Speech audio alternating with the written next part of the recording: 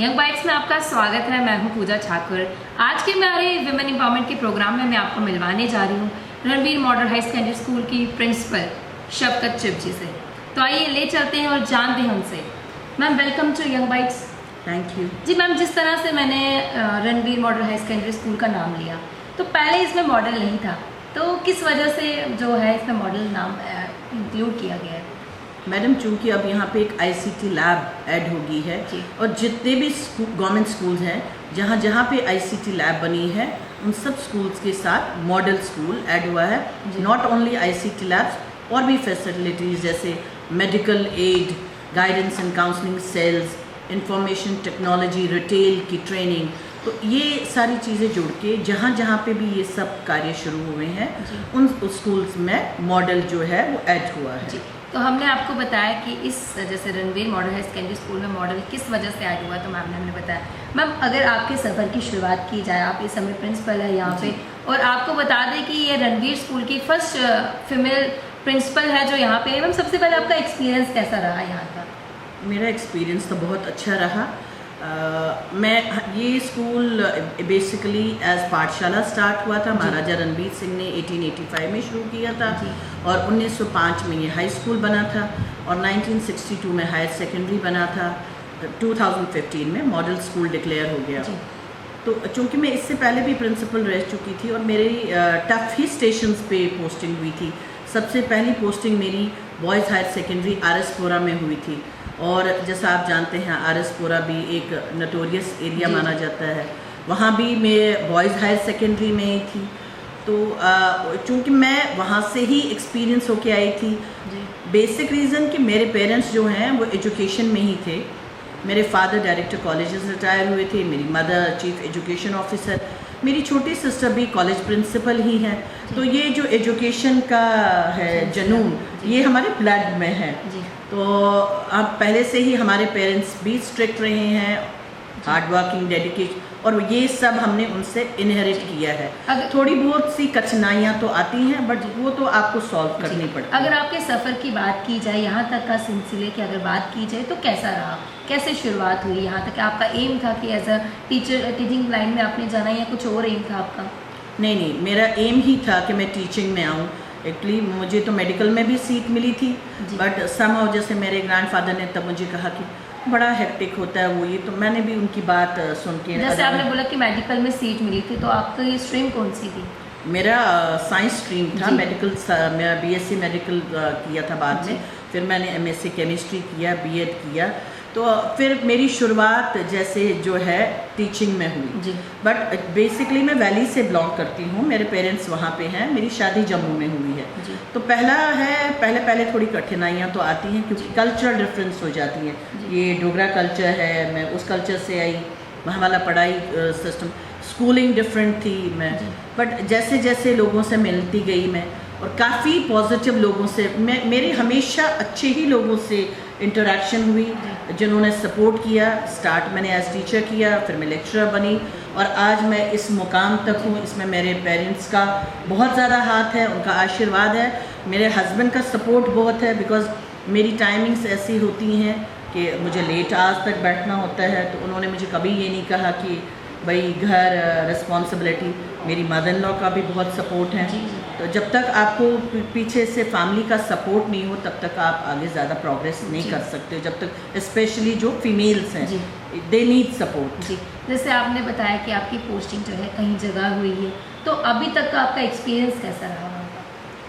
मेरा हर जगह का एक्सपीरियंस बहुत अच्छा रहा। बिकॉज मेरी कटरा में पोस्टिंग रही, दमाना में रही, अखनूर में रही, आरएसपुरा में रही, सिटी में भी रही।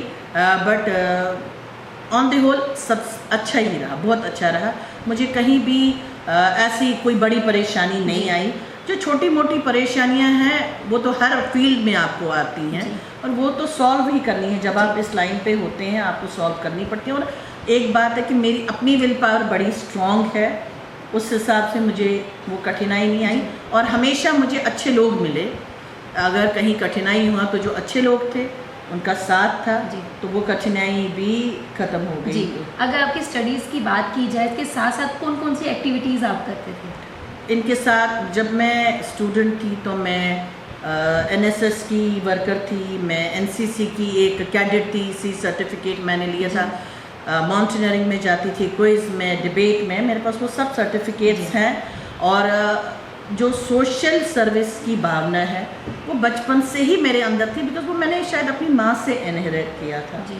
और वो टिल डेट, और वो मैं अपने टीचर्स में भी इंड्यूस करती हूँ, इनकलकेट करती हूँ, उनको भी वैसे ही मोटिवेशन करती हूँ, काउंसलिंग करती हूँ। क्योंकि मेरी बेटी ने एमए साइकोलॉजी किया, वो काउंसलर है, तो उसके साथ बैठ के इंटरेक्शन करके कि किसको कैसे काउंसल करना है, वो वाला भी एक जो जज्बा है वो मेरे में आया है कि कहीं पे किसी को कोई प्रॉब्लम है, इवन दो मैंने उसमें स्पेशलाइजेशन नहीं की, बट लोगों के एक्सपीरियंस से ही हम लोगों की प्रॉब्लम्स को सॉल्व करते हैं, स्पेशली बच्चे, क्योंकि आजकल के बच्चों में बहुत ज़्यादा प्रॉब्लम है, डिप्रेशन होता है, स्ट्रेस होता है, ड्रग एब्यूज़ की इतनी बातें फैली हुई।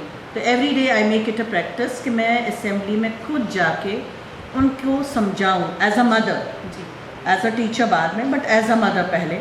और मेरे पास बच्चे, आपको मैं बता दूं, मेरे पास बच्चे आते हैं, अपनी प्रॉब्लम्स लेके आते हैं, इवन फाइनेंशियल और सब, फिर टीचर्स को मोटिवेशन करके मैं उनको हेल्प करती हूँ।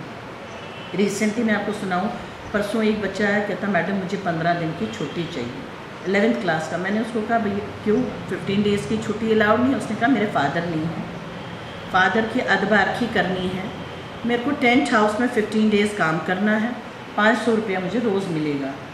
आप यकीन करो मेरे अंदर जैसे कुछ जोड़ना नहीं, तब कंधे तक चुप गई कि एक बच्चा जो है, देखो क्या हमारे आजकल के अगर बच्चों की बात की जाए, उनकी सोच का आती है कहाँ ड्रग्स की तरफ जा रही है, अलग अलग एक्टिविटीज़ करते हैं, वो क्राइम की ओर बढ़े। लेकिन वहीं पे आपने दूसरी ओर देखा कि किस तरह से इस बच्चे में अपने पेरेंट्स के लिए इतना प्यार है। तो फिर मैंने उसको कहा नहीं, आप अपनी मम्मी को लेके आओ, छुट्टी नहीं मिलेगी, मैं खुद सॉल्व करूँगा आपकी ये प्रॉब्लम जो भी है, मैं देखूँ, क्योंकि ये भी देखना पड़ता है कि बच्चा झूठ तो नहीं बोल रहा है। और नेक्स्ट डे उसकी माँ आई, उसने कहा हाँ, फिर उसको समझाया मैंने कि जब आप इतना अफोर्ड नहीं कर सकते हो, आप क्यों इतना खर्चा कर रहे हो? बट वही है, सोसाइटी में रहना है तो आगे पीछे उसके रिश्तेदार। फिर मेरे 2-3 जो टीचर्स थे यहाँ लेक्चरर्स, उनने बोला ठीक है, बोलिए आपको क्या क्या है, क्या सामग्री क्या है, क्या पंडित जी ने क्या बोला है। जो उसने बोले बर्तन शर्तन चीज़ें, तो वो कल आई, उसको हमने पूरा system, me plus my staff, उन्होंने कहा, और उसको ये भी कहा आगे से भी जो आपको परेशानी होगी आप यहीं आइए। और बच्चों को भी बोला, जैसे किसी के फादर को डिप्रेशन है, बिकॉज कमेटीज़ बनी है मेरे टीचर्स की जो कोशिश करते हैं जानने की कि अगर कोई बच्चा ऐसा है, नहीं आ रहा है, कोई वजह है, सब बच्चों के लिए पॉसिबल नहीं होता है, बट हमारे पास खुद से भी काफ़ी बच्चे आते हैं कि मुझे ये प्रॉब्लम, मेरी मम्मी मुझे मारती है, मुझे तंग करती है, मुझे ज़बरदस्ती ट्यूशन भेजती है। तो फिर हम उन पेरेंट्स को बुलाकर उनकी भी काउंसलिंग करते हैं, क्योंकि अच्छे बच्चे भी हैं और हमें ज़रूरत है एज अ टीचर, जब तक हम टीचर्स खुद रोल मॉडल्स नहीं बनेंगे तब तक हम बच्चों को नहीं सुधार अगर बच्चे की बात की जाए, हर बच्चे में अच्छाई बुराई होती है, लेकिन जो एक टीचर होता है, एक जो गुरु होता है, वही उसको वैसी दिशा दिखाता है जिस पे वो खरा उतरता है। मैम जैसे अगर स्कूल की बात की जाए, मैक्सिमम मतलब कि बॉयज़ का स्कूल है, यहाँ पे आपका कैसा एक्सपीरियंस था और बच्चों का कैसा एक्सपीरियंस रहा आपके साथ? क्योंकि हर टाइम पे अभी तक जितने भी प्रिंसिपल आए सभी मेल थे, और आप एज अ विमेन आपका कैसा एक्सपीरियंस था और बच्चों से कैसा आपको मिलता है एक्सपीरियंस? मेरा तो एक्सपीरियंस अच्छा ही रहा। जो बच्चे यहाँ से पढ़ के गए हैं, जो स्टूडेंट्स, वो आकर मुझे कहते हैं कि there is a drastic change. Madam पहले ये बदनाम स्कूल था, अब इस स्कूल की इज्जत बन रही है। वो मैं अपने मुंह से नहीं कहूँगी, कि अपने मुंह से तारीफ़ करना तो वो अपने मुंह मिट्ठू बनना होता है। और अभी बच्चे भी जो हैं मुझे खुद आकर कहते हैं कि मैडम आप स्ट्रिक्ट हैं, हमें अच्छा लगता है, तो दूसरे बच्चे भी अलर्ट हो जाते हैं। क्योंकि अदरवाइज़ बच्चों का यही होता है, आए स्कूल में, नहीं आए बाहर। हमारे साथ में स्टेडियम में एक आप एडवांटेज बोलो या डिसएडवांटेज बोलो, बच्चों को वो एक लूप होल मिल जाता है कि घर से तो आते हैं, वहाँ बैठ जाते हैं। तो मेरी ड्यूटी होती है, सुबह मैं अपने 3-4 टीचर्स को भेजती हूँ अपने बच्चों को पहचानने के लिए। अब वो सिर्फ रणबीर स्कूल के बच्चे नहीं होते हैं, बिकॉज गांधीनगर के, सेंटर बेसिक के, सरवाल के, हरी सिंह के, क्योंकि सब गवर्नमेंट स्कूल्स की यूनिफॉर्म सेम है, वो ऐसे लगेगा कि इसी स्कूल के बच्चे हैं। इसीलिए मैं नेक्स्ट ईयर यूनिफॉर्म चेंज कर दूँ अपने बच्चों की, सो डैट वो दूर से ही पता जैसे आपने स्ट्रिक्टनेस की बात की, वो तो ज़रूरी है, अगर आप नहीं करेंगे तो कोई भी सुनेगा नहीं, क्योंकि जिस तरह से पहले आपने बोला कि बदनाम स्कूल के नाम से ज़्यादा, लेकिन अब ना कहीं चेंजेस आ रही है। मैम हमारा विमेन एम्पावरमेंट का प्रोग्राम है, इसका हम विमेन एम्पावरमेंट की बात करते हैं। आज के टाइम की अगर बात की जाए तो विमेन कितनी एम्पावर्ड है? काफ़ी ज़्यादा, पहले से तो काफ़ी ज़्यादा। आप देख सकती हैं लड़कियां पायलट्स बन रही हैं, क्रिकेट खेल रही हैं, एडमिनिस्ट्रेटिव पोस्टों पे आप देखिए, आप अपने जम्मू में ही देखिए, हर डिपार्टमेंट में आपको हर एक IAS ऑफिसर्स कितनी दिखेंगी, पुलिस में कितनी लड़कियां हमारी गई हैं और अच्छी अच्छी पोस्ट पे हैं। ऐसा नहीं है, पहले से सोच तो बदल गई है और औरतों में भी जागरूकता होगी और पेरेंट्स जो हैं वो बहुत अवेयर हैं। अब वो सिस्टम नहीं रहा कि भाई लड़कियां हैं तो लड़का नहीं। अब पेरेंट्स खुश होते हैं कि लड़कियां आगे जा रही और उनको लगता है कि हमारा नाम जो है लड़कियां ही रोशन करेंगी। कहीं कहीं पे है वो बाय एंड बाय आस्ता आस्ता तो होगा। जो 60 साल वाली पुरानी थेरी है, थोड़ा सा टाइम तो लगता है चेंज। जैसे आपने बोला कि सोच पे ही सारा कुछ डिपेंड, अगर आपकी सोच अच्छी है तो आप अपने पेरेंट्स को भी एग्री कर सकते हैं कि हमने इस फील्ड में जाना है, क्योंकि कन्वेंस कर तो बच्चे ही कर सकते हैं। इसके साथ ही जो कुछ गर्ल्स होती हैं, चाहे रिमोट एरिया की बात की जाए, वो सोचती है कि क्योंकि पेरेंट्स का ज़्यादातर ऐसा प्रेशर रहता है कि नहीं ये नहीं करना, लड़कों को ही आगे बढ़ाना, उनके लिए क्या मैसेज है आपका? नहीं, उन पेरेंट्स को तो मैं यही कहूँगी कि उन्होंने भेदभाव नहीं करना। लड़का और लड़की आजकल के दौर में बराबर हैं और लड़कियां ही ज़्यादा हमदर्द होती हैं। अगर वो देखें, अल्टीमेटली लड़कियों को फीलिंग रहती है चाहे वो दूसरे घर में जाएं, और उनको ये क्राइटेरिया नहीं रखना है कि लड़की की शादी करनी है।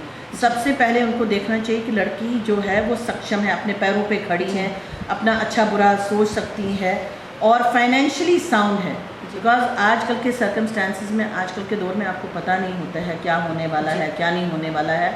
और जब तक एक लड़की को वो उस लेवल तक नहीं लाएंगे, ये पेरेंट्स पे डिपेंड करता है। और बट मैं आपको एक बात बोलूँ, मैं इससे पहले बाज़ार कसाबा में थी, गर्ल्स हायर सेकेंडरी स्कूल था वो, वहाँ मेजॉरिटी गर्ल्स जो हैं गुजर हॉस्टल से आती थी, बट उनके पेरेंट्स मैंने देखा वो बहुत ज़्यादा अलर्ट थे अपनी लड़कियों के लिए कि हमारी लड़कियां जो हैं आगे पढ़नी चाहिए और हॉस्टल में उनको ये फैसिलिटीज़ है। क्योंकि आज तो गवर्नमेंट ने बहुत सारी फैसिलिटीज़ रखी हैं, बेटी बचाओ बेटी पढ़ाओ, इंसेंटिव्स रखे हैं, स्कॉलरशिप्स रखा है। तो उस हिसाब से अब ऐसा कोई पेरेंट नहीं है जो ये बोलेगा कि मुझे फाइनेंशियल प्रॉब्लम है, मैं उस वजह से बच्चे को नहीं पढ़ा सकता। जी, अगर विमेन एम्पावरमेंट की बात की जाए, जो भी व्यूअर्स आपको देख रहे हैं, उनके लिए क्या मैसेज है आपकी तरफ से? मैं तो यही बोलूँगी कि आप औरतों की इज़्ज़त करिए, जो डिपार्टमेंट में है, स्पेशली जो मेल मेंबर्स, जहाँ औरतें हाई लेवल पे बैठी हैं, वो उनकी रिस्पेक्ट करें। वो ये ना सोचे ये औरत है और उस बिकॉज मेल मेंबर्स की ईगो कहीं ना कहीं हर्ट होती है जब एक लेडी ऑफिसर होता है, वो उसको एज ऑफिसर ही ले, इर्रेस्पेक्टिव ऑफ हर कास्ट या क्रीड। वो ये सोचे कि भाई एक ऑफिसर है, एक इंटेलिजेंट ऑफिसर है, एक केपेबल ऑफिसर है, and they should try to learn from her. Thank you so much ma'am हमारे साथ जुड़ने के लिए और हमें अपना कीमती वक्त देने के लिए। Thank you so much. तो ये थे हमारे साथ मिसेस शफकत चिब, काफ़ी अच्छा मैसेज इन्होंने व्यूअर्स के लिए दिया। अगले हफ्ते ऐसी किसी शख्सियत से फिर से आपको रूबरू करवाएंगे। तब तक के लिए देखते रहे इनबाइट्स। मुझे दीजिए इजाज़त। वीडियो जर्नलिस्ट अभिषेक के साथ, नमस्कार।